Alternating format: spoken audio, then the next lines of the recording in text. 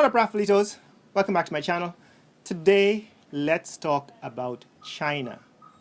Let's talk about the impact of China in Guyana. Stay tuned.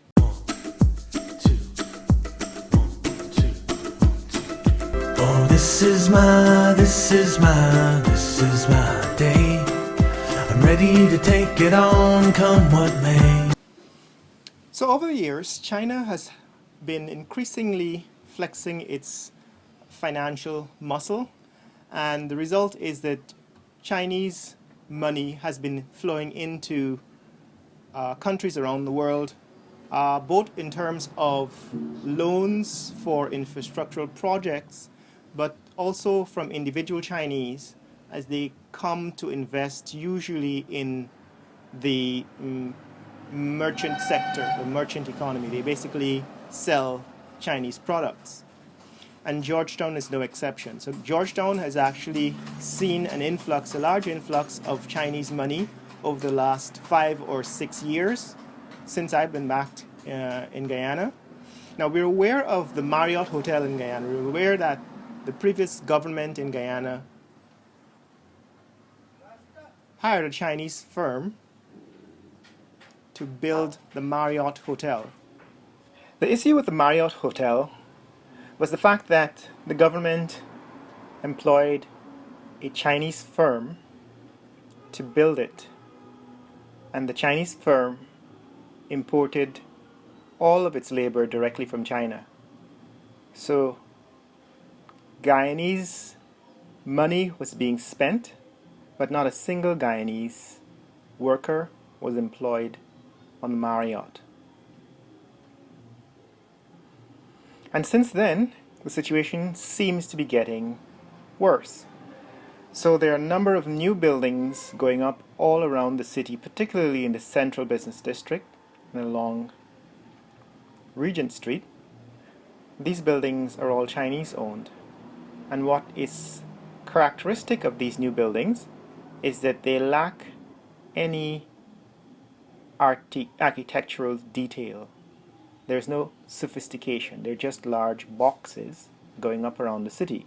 And they look cheap, and they're being built by private Chinese business owners who are obviously moving capital into the country to sell merchandise.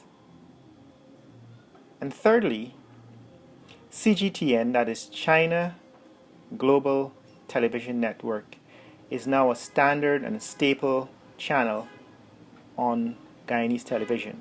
So you can always get news with a Chinese perspective. Amazing. With that, we come to the end of today's broadcast of China 24. I'm Wang Mamali in Beijing. From all of us here, thank you for watching. I'll see you at the same time tomorrow. Now, there are 3 issues involved in this development. But let me set this aside from the start. This is not a race issue. This is not about Chinese. This is about the People's Republic of China. Guyana has always had Chinese in our population. We are a land of 6 people, and the Chinese have been integral to the development of Guyana and have made major contributions to Guyana since independence. The first president of Guyana was Arthur Chung, a Chinese Guyanese citizen. And every Guyanese knows about Guyanese Chinese restaurants and Guyanese Chinese dishes like chow mein and fried rice. And you could always find Guyanese patronizing cook shops, Chinese restaurants, or corner stores, grocery stores in Georgetown and around the country actually. Since the 1970s and the 1980s, Guyana has always had a stable supply of Chinese restaurants. But what's happening is new. What's happening now is there's a new population of immigrants coming in from China. And we believe this is part of the China Belt and Road Initiative. Right? So there is this new initiative approach to China's foreign policy that involves building infrastructure around the world, using Chinese capital by investing in infrastructure and roads and trains and buildings around the world. And this is based on the Chinese philosophy that says, if you want to be rich, first you must build roads. So China has been resurrecting the Silk Road in Asia, that is connecting Europe and Asia, rebuilding that old trade route by setting up new train lines connecting all the countries across Asia to Europe. All the stands from Uzbekistan all the way down to the Eastern Europe. And also in Africa, China has been shelling out large loans in Africa. And if I were to give you an account of what Chinese capital is doing around the world, you will get an understanding of what this means. China's largest debtor nation is the United States. America has borrowed $1.12 trillion from China. China is not the only country that America borrows from. America borrows from Japan, which it owes $1.04 trillion. It's borrowed from Brazil, and they owe Brazil $303 billion US. They owe Ireland $280 billion, and they owe the United Kingdom $273 billion. But let's focus on China. China has loaned to Africa. So the largest debtor in Africa is Angola. Angola borrowed $428 billion from China. Ethiopia borrowed $137 billion from China. And Kenya borrowed $98 billion from China. And all of this money is being used for infrastructure in Africa and in Asia and around the world. But what is Guyana? Where does Guyana stand in its indebtedness to China? Now, Guyana's public debt is $330 billion. That is 2016 statistics.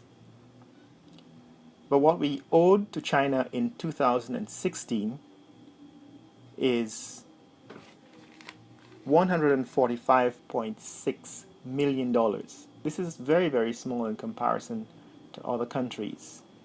And this is also the reason why Guyana's debt to income, debt to GDP ratio is actually quite small compared to most countries around the world.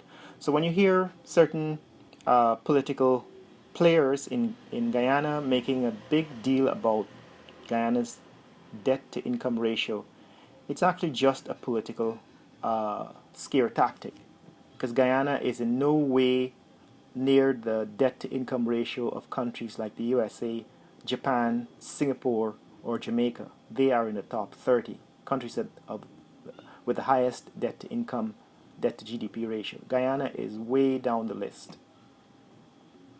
But here's the problem, and here are the fears. One is that Guyanese are scared that they might become overly indebted to China and therefore fall under the influence of China.